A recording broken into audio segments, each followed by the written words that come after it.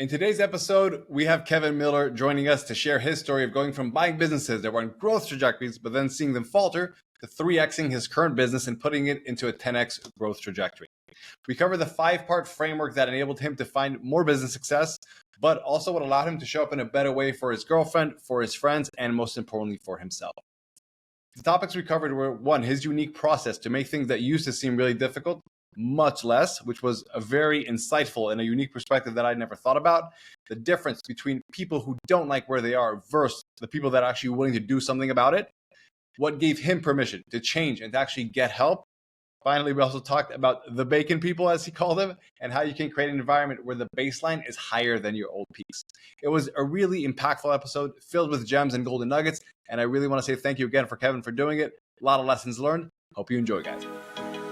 Welcome to today's podcast, everyone. Today, we have Kevin Miller joining us. We're going to be walking through basically his case study of saying why he went from where he was to where he is right now and breaking down all the valuable and tangible lessons on how you can achieve that as well if you're where he was. So in order to get us kicking off, first off, Kevin, welcome. Thank you for being here. Appreciate it. Yeah, thank you. And can you actually walk us through, what was the before? What is the right now, so to speak? Yeah, so I guess my before self is what I'll say. I wouldn't be caught dead in front of this microphone talking to you. I wouldn't have got up in front of a couple hundred of my closest peers to talk about where I was and where I am now. I was acquiring businesses that were on a growth trajectory and thinking that they would just sustain that growth without me doing anything. That's where I was. Where I am today, obviously I'm in front of a microphone and I'm talking into probably 10 billion people.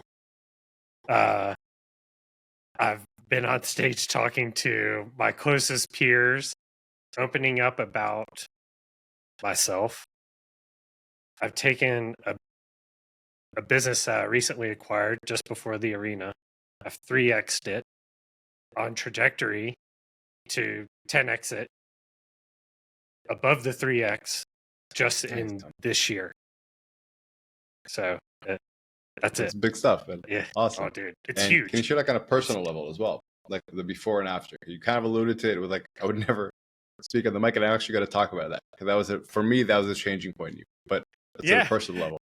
Yeah, so I'll even say, when I started the arena, we would go out and we would go through some exercises and we would, share where we were at.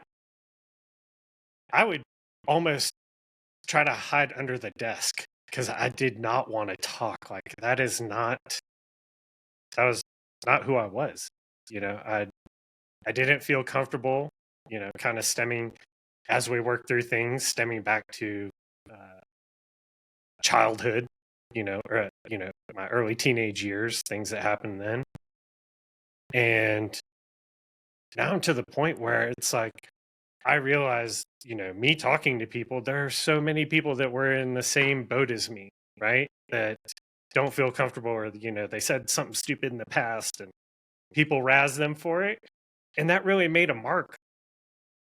And kind of, you don't really think of it that way, but it really affects you later on in life. And you just think that, oh, that's just who I am. That's just how it is. And that's not it. And going through the arena, really opened my eyes to that. And now I'm out to tell people, it's,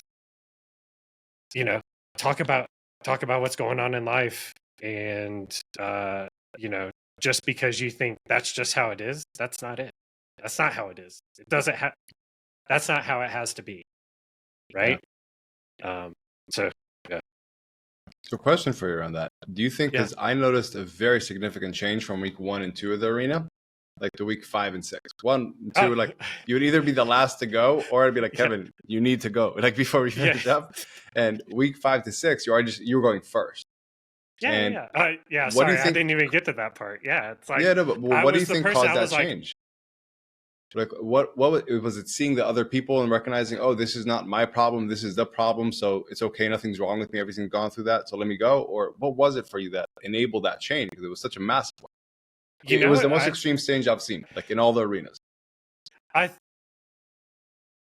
I really think that it came down to, it's not just me, right? I'm not the only person facing these problems. Everybody else has problems. Yeah. And it's okay to talk about it. Even if you're the only person facing it, it's still okay. Like if I get it out there, that's how I'm going to receive help. If I sit there and cower in the corner, that's not helping me. It's not helping anybody else, right? And if I want help, if I want change, I've got to speak up and ask, or say, this is what I'm going through, and then have other people just kind of give me some insight, whether it's you So or one of the other. can I ask you a question around that? Yeah. Because what was interesting is that you reached out to me, I think 2 years after we initially met. Like you heard me do a talk in Mexico, and then 2 years afterwards. So what made you come to that realization all of a sudden that, okay, like I should speak up and all that? Because what you're saying is very true. What I would love to understand is, what do you think caused that shift? Because that could be very powerful for other people to say, oh, I'm there, but this is what helped him cross that bridge, so to speak. That's a good one, because I think about that quite a bit. I'm like, why did it take me so long from Mexico to actually reach out? It was like Mexico took a long time to reach out. And then in a very short time, you went from being very like kind of, reserved to just being the first one to go. Yeah. So there were like two shifts there. One that caused you to actually reach out and sign up and say, okay, like it's time. And two, to say, okay, I'm going to graduate from like, I don't need to be this protective of myself anymore. Right. I think those were two big like shifts. And I want to understand why you think that, why were you able to do those, to make those changes? And sometimes, and I think that this is a lot of the changes in my life, it's not necessarily like a rock bottom, right? But it is, you get to a point where you are so frustrated with the situation that you're in that you just got to go, something needs to change, right? And I think what started that, I don't know the specific situation, but it was like, actually I think it was Dan who went up on stage and he goes, "Hey guys, I'm going to therapy and it's okay." And after he said that, that also made it a little bit more comfortable for me to reach out and go, I need help, right? It's what I'm doing is not serving me. I'm not making progress, right? I can read all the self-help books, but I'm not implementing it. I'm not getting help. I'm not able to take, if it's some specific topics, sometimes it's hard for me to relate that to my life. That's where I think it was. Like most of my changes have happened because of like a rock bottom, or it's like, for me to quit smoking, it was, I started coughing so bad. I was like, this is terrible. And I took a whole carton of cigarettes and I flung it out the window going down the interstate. And I was like, no more. I stopped cold turkey that day, right? Same with a lot of things. But I think I just got to a point where I was like, I need help. What I'm doing is not working. Yeah. I would love to dive deeper into that, if you will. I'm just going to drop you for a second, because what I've seen from a lot of people, there's a difference between people really not liking where they are and being very dissatisfied with it. And then that's one group. And then the other group is the people that are actually willing to do something about it. Just because someone really dislikes where they are, it doesn't mean they're actually going to change, do something about it. True. So like you were in that group. What made you shift? Was it the permission that it's okay to do something about it? People like us, like Dan, like a successful entrepreneur, was like, I also like deal with my own stuff. Was that what it was? I almost feel like it was, because that became a really hot topic in a group that we're in. And hearing that was really like that permission to say, it's okay, because I'll say like earlier in life, I went to, therapy, coming from having to go into rehab. Long story. It's a funny story. But I went to that kind of therapy, and that did not sit well with me. And I won't even say that this is not therapy. This is coaching. This is like really helping me move forward versus, what you think of like sitting on the couch and somebody's talking to you. That just didn't sit well with me. But to hear other people say that are very successful go, it's okay, and I do it. That just kind of like maybe it green lighted me. I don't know. The more that I think about it, I'm like, was that it? It could have been. Yeah. It could have been that you wanted to It do could have something been. about it, but you felt shame about, okay, people like me, entrepreneurs and all that, we don't do that kind of stuff. And all of a sudden, when someone who's very successful said, we do that kind of stuff, it was like, oh, okay, I wanted to do this, but I've held myself back. Could that be them? Yeah. Yeah, but it's like you also have like all this social media and everything going around, and everybody portrays everything is fine. I'm crushing it all the time. I'm making all this money.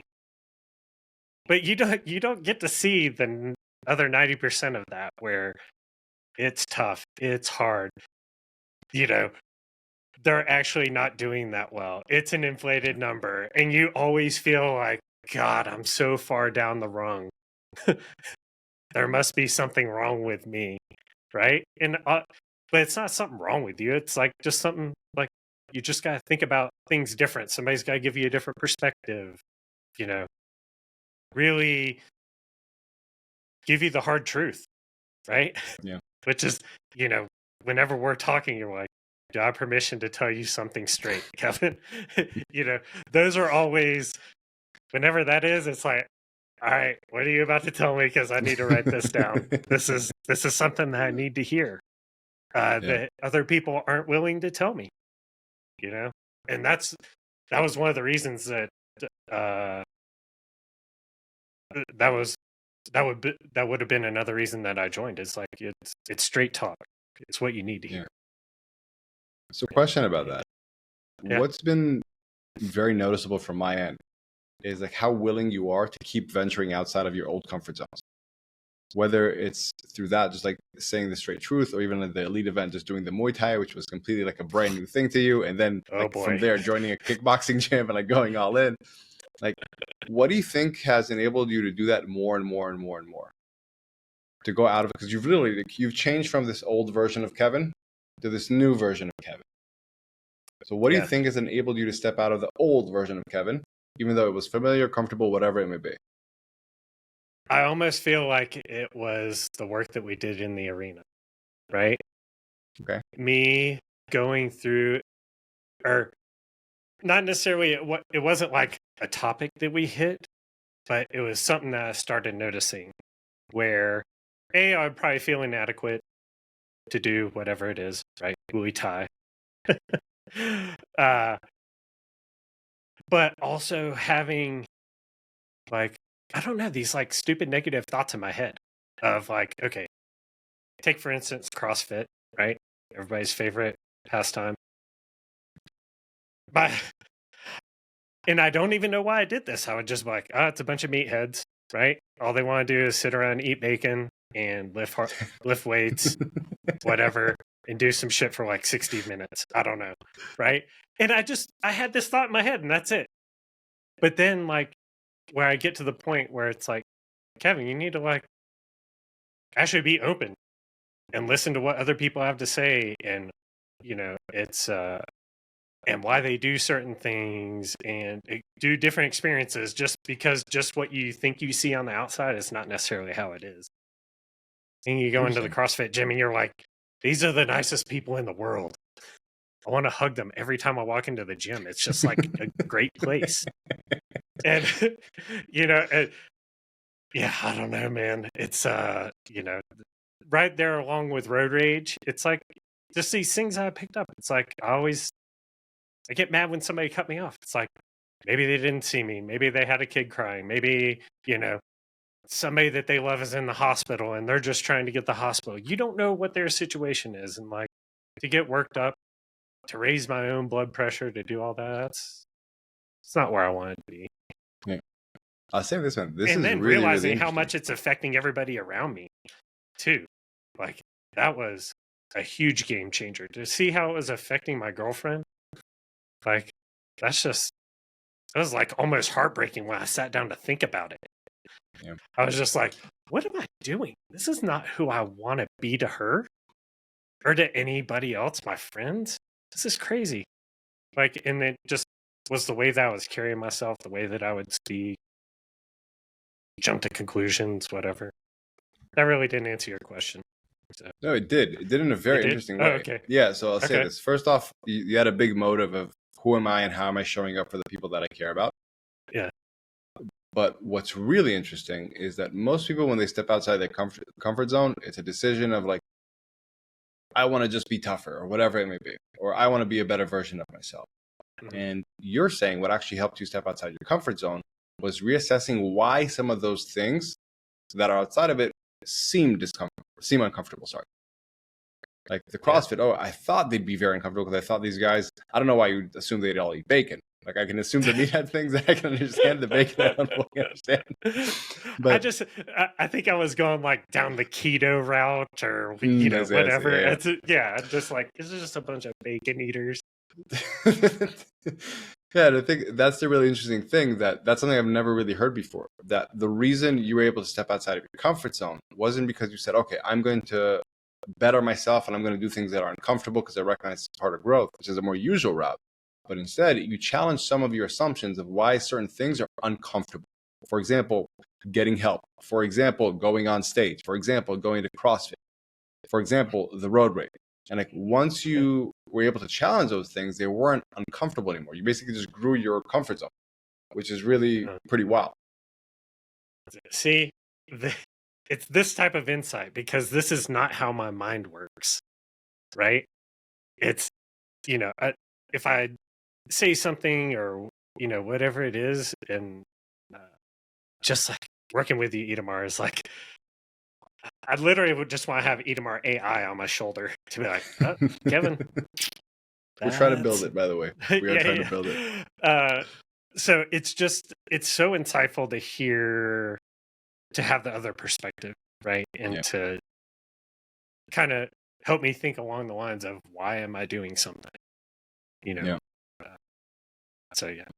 So I do want to ask about that because what I've seen with all this stuff, like they're all, let's call it tactics that moved you along this place from like being an underperformer to a high performer now. But there had to be like some kind of internal drive within you that said, I want to make this change. What do you think that is? Because again, like the transformation that you went from week 1 and 2, where you were shying away from the questions, to week 5 and 6, when you had your hand raised up first, it was the most dramatic change I've ever seen.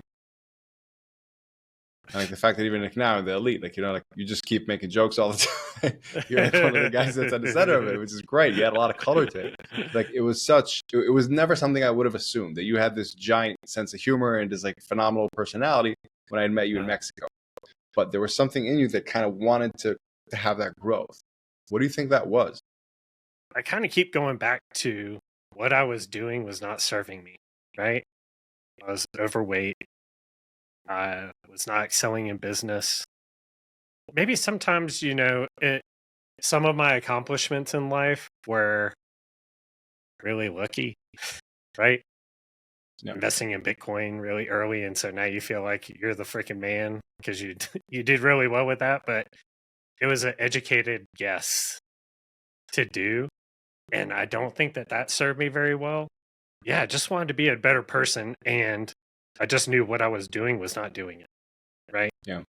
And I didn't know how to make that change or like where to even start, because it's like, I don't know, I literally have, I try you go down the YouTube rabbit hole of all the like self-help motivation, and the motivation shit will pump you up and you still won't do it.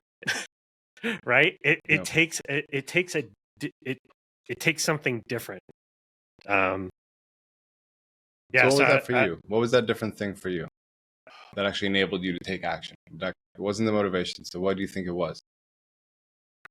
Yeah, I keep going back to what I was doing wasn't serving me, right? Yeah. And I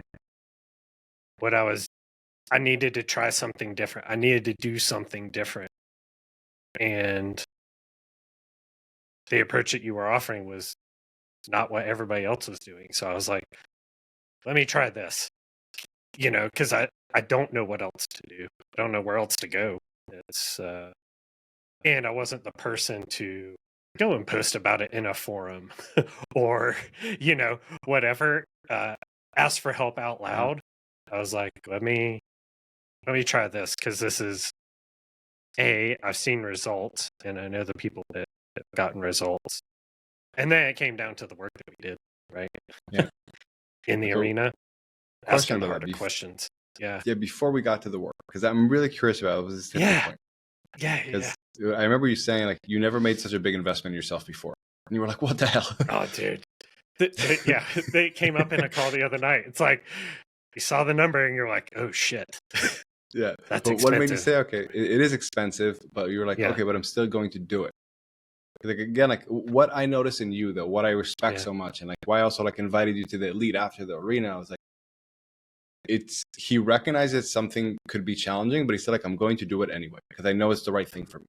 And I think that's such a unique trait. It's such a valuable one, man. Like that's something I really respect about you. Like how you went from week 1 to 2 to not like being front and center. This is actually good for me to be front and center. So you did that, even though it wasn't comfortable. Right. What do you think has allowed you to push past that like discomfort barrier? Just when you say, okay, I know this is what I need to do. But again, some people know they need to do it. They know they're in a bad place right now, but that's different than them actually doing something about it. And you actually did something about it. So what do you think enabled that, even just from like the signing up to the arena? Man, that's such a good question. And I like It's an important one. Yeah, no, it is. And I'm just trying to think through of like in that time, man, I've made so much progress since those days. It's like so hard to even think about myself. Yeah. Presenting myself the way that I was. That's where I'm like, wow, what was it that was just like, go for it? What do you think enabled this? So let's fast forward to today. What about it when we did the Muay Thai for the first time in the elite event? That was in November. Then you went back home and you immediately signed up to a kickboxing gym. So what made you think in that moment, say, okay, let's just do it. Let's just go for it. What was that? I kind of go back to an adage of like, the things that are good for you don't taste good. Right? I default to that because it's like, it's hard. It's tough. And could I be sitting on the couch watching videos? Could I be surfing the internet? Yes. That's the easy stuff. That's what everybody else does, right? What do the winners do, right? They'll get out there, they'll sweat it out, they'll do the right thing, they'll, when it doesn't taste good, sometimes you just got to take the medicine type of approach. And that's how I'm going to grow, right? When everybody else stops, when it gets hard, if you're the one that keeps going, you're going to be the winner, right? You're going to come out on top, right? Because, everybody stops when it gets hard. And I almost kind of think that that's maybe what pushed me over the edge was like, it's hard. It's expensive. Is it going to, put a dent in my finances at that, at that point when I'd started? Yes.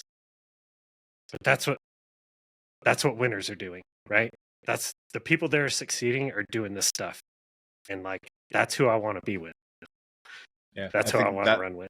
Yeah. That's the gold, man. Cause like I wrote that down exactly while you were talking. Like, I think that was it. You just had this kind of like decision yourself. You would ask yourself, what would winners do? Instead of asking what is comfortable for me or what would I like to do, said, what would winners do? And then let me just do that, even though it's uncomfortable. One way you did that is by just like stepping out of your comfort zone and going out of it. Another way is by understanding how you can expand your comfort zone by falsifying a lot of your assumptions and why certain things are uncomfortable, like the bacon people or the road, whatever it may be. Forever be known as the bacon people. The bacon people.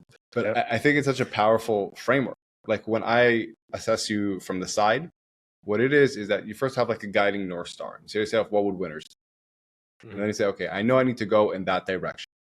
However, that direction is still very uncomfortable. So first off, I recognize there's going to be some discomfort because most people are going to stop there. I'm not going to be that. That's number one. But number two, how can I make the place where I need to get to less uncomfortable by first off assessing if a lot of my assumptions are real or they're false. They're true or false, basically. Yep. Like, is this really as bad as I thought it would be? Are people going to be as negative or intimidating or whatever it may be? Is stepping on stage, you're going to have such a negative. Yeah. And by being able to kind of falsify those assumptions and having honestly like the courage to look at them in the face and ask, is this true or not? Instead of just saying, oh, this feels bad, I'm going to shy away from it. You're able to actually grow your comfort zone so you can achieve more, so to speak. Oh, yeah. Is that... Yeah. When I stepped into that kickboxing gym, the first thing I said was like, all right, I'm totally new to this. I want to learn kickboxing. I don't want to spar. In the first session, you sparred, right? First or second week. Yeah. They were like, hey, man, we're going to have a sparring session. Good Lord. I was shaking so bad, but I was like, I've got to feel like I got to know what it likes to take a hit, right?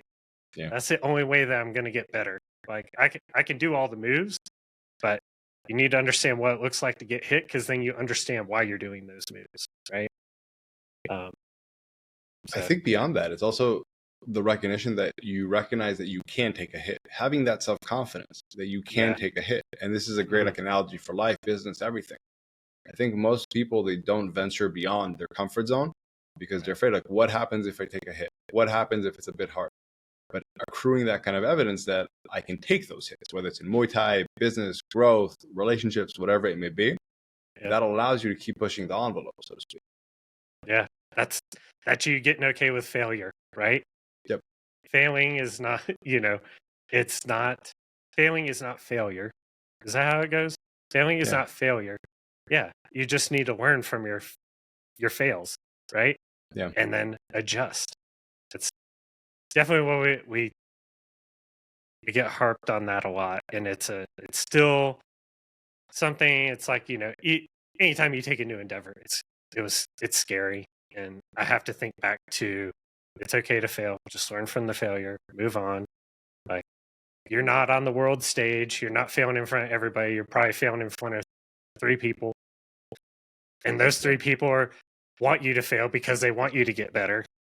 Yep. And that's okay. So they're rooting for you because you're doing the right thing. Yes.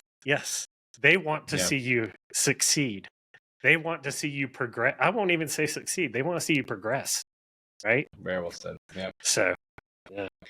The way I looked at always from like my background in jiu-jitsu and what I learned from that is that I can go to a sparring session and I can play very conservative against, let's say, someone who was a higher belt than me at the time, when I was blue belt, purple belt, whatever it may be. And maybe they won't tap me because I'm just kind of stalling out. Or I can really go all out and I get tapped twice, 3 times during the roll, whatever it may be. But what actually happened here, they were able to help me expose flaws in my technique faster. So I actually grew a lot more by not being conservative. I had flaws in my technique exposed. I'm not a failure. I'm not a bad person. It was just kind of an externalization. This is just my technique. This is currently my business acumen. Whatever it is, it's not about me and my self-worth. I'm just helping somebody, whether it's business models or like the economics, the marketplace, or in jiu-jitsu, just another person, help expose certain flaws in my technique, whether it's business, jiu-jitsu, whatever it may be. And that's the way I like to look at it. Yeah, no, it's good. It's a good way to put it. Yeah. By far. Cool, man. I think that was like honestly the biggest goal here that could be for everybody. That like you first off, you just decided like, what do winners do? I'm going to do that. Then you said, okay, how can I challenge what's uncomfortable? Is it actually uncomfortable or not? By challenging my assumptions. Are there any other like big fulcrums or big lessons that you think enabled you to have this change, both like in the business where it's grown a lot and also with your personal life, and truthfully also like with your physical health? Like I remember in that conference that you spoke, the first interaction I had with I don't know if you like Jody and Ben Cook. They're for anyone listening, like they're mutual friends of ours, and they're both extremely fit. Like, she actually represents Great Britain powerlifting. Oh, you're like, dude, what happened to Kevin? He said he worked with him. He's so much like leaner. He's in such better shape. And it's like those are people that know what you're talking about. Yeah. Like, yeah. Like, what do you think were those? Is there any other fulcrums, any other big things you say if someone's in that situation, if he focuses on this could be a really big impactful thing for him or for her? I'll go back to what I was saying before about seeing how I was affecting other people, like really sitting down with that, right? my health. I want to be around for my family, my girlfriend, my friends. I want to be the person that is able to help out, right? And me being overweight, not exercising, being the couch potato kind of person, that was not serving what I actually wanted out of life. And I had never sat down with that before, right? I just live life cruising by, just easy go, sometimes by the seat of my pants, sometimes with like a half-assed idea. Yeah. There's one thing I noticed from the outside that I think was very impactful that we didn't really mention. Okay. The power of environment. So where you are in the world, like it's a beautiful place, nature and all that kind of jazz, but there's not a lot of people that you had around you on a day-to-day basis that inspired you to be a better version of yourself. That were kind of, the average of the 5 people around you, the 5 chimps theory. Yep. And I think that was something that was really big for you. Correct or no? Yeah. I mean, when you surround yourself with winners, you tend to gravitate towards that. I mean, it helps when you have other people in the arena that are ripped as hell, huge bodybuilders to make you go, all right, man.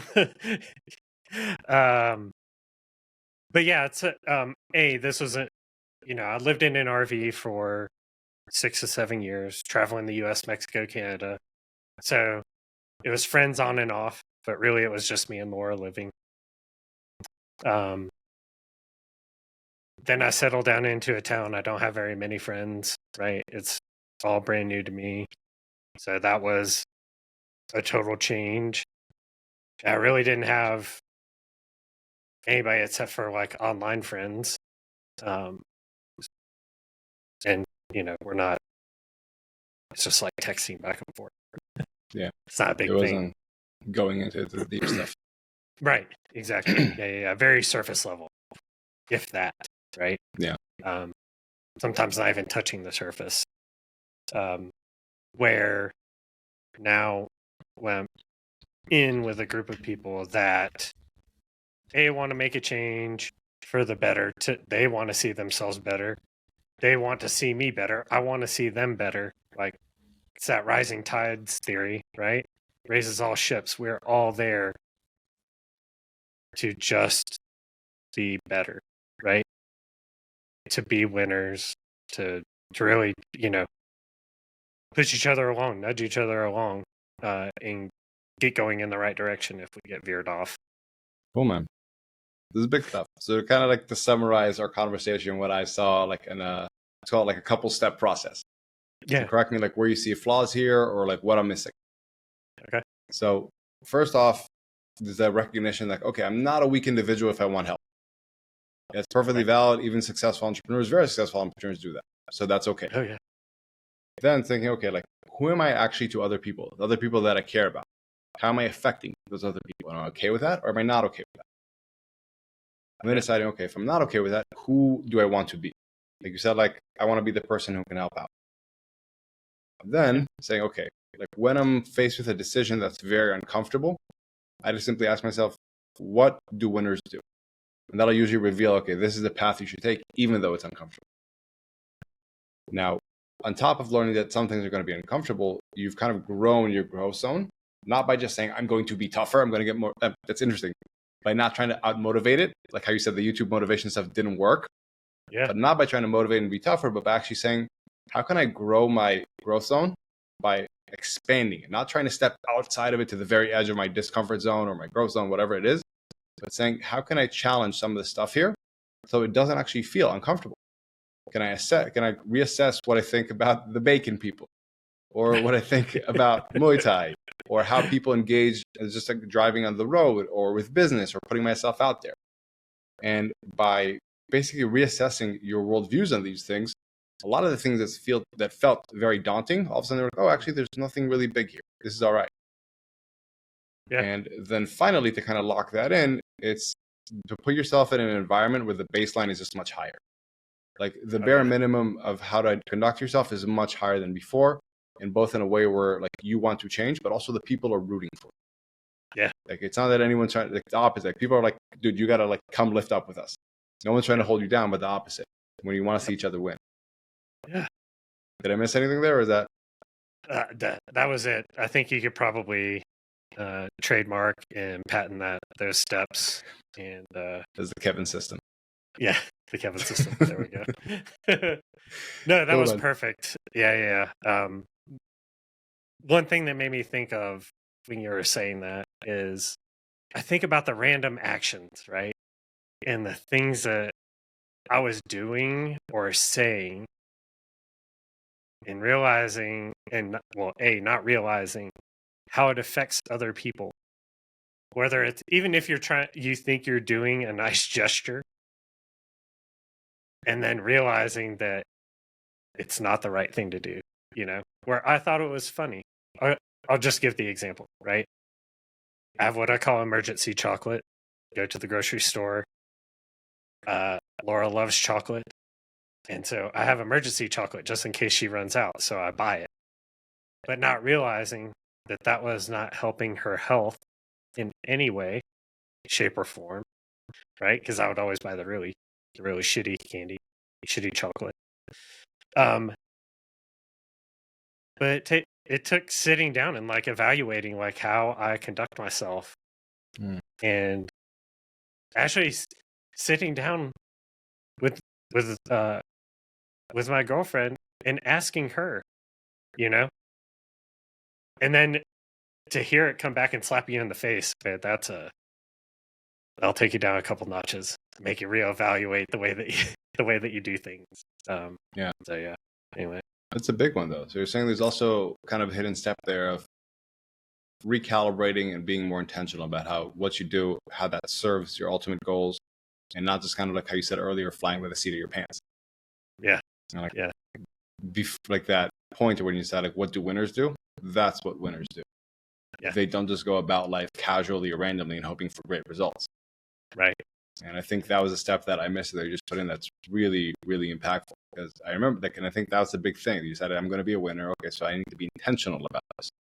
What would a winner do in all fronts? In the business front, like instead of just hoping it'll grow somehow magically, like I'll actually put the effort in and do the right things. Right. On the health front, the same thing. Relationship front, the same thing. So I think it's a really great addition, man.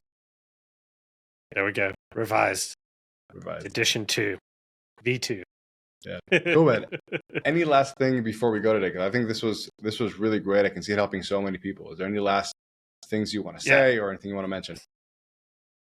Man, really, if the only thing I'll say is like, if anybody ever feels like this is possibly going to help them, it's like just reach out and have the conversation. Like nobody's going to judge you. I just always felt like I was going to be judged, right? And all it is a question and a conversation, and dude, that shit can change your life so quick. So yeah, I just say like I was scared out of my mind. I was intimidated. All of that stuff. It's if you really want to make the change, man, that's all it takes. Well said, Ben. Hey, Tamar, I appreciate everything you do for us, for me. Like, it's life changing. I want to say on a personal level, like, dude, I appreciate and I respect you so much. Like the change that you've made from where you started to where you are now. Like, forget about the external stuff with the business, all that. It's phenomenal. It's great. Super happy for you. Mm-hmm. But the level of, let's say, calm I can see in you and kind of like self-assuredness, that's amazing, man. And I think what you've accomplished is a really big deal. And I hope you give yourself credit for that. And also, like, honestly, I just love having you in the group, and your sense of humor is awesome. I didn't let it fly on this. Maybe you can have me back and I can be funny. But next time. Shit, I forgot what I was gonna say. It's sometimes I don't give myself credit, and sometimes I just have to hear it from other people. So thank you. And then when your partner and your friends and your family are like, you are a different person and we like this person, that's awesome. That's it. Yeah. Yeah. Well, I think that's a great place to close it out at. So Kevin, thank you again for Cool. coming on. I appreciate it. Hope you guys got a lot out of this, and we will see you on the next episode.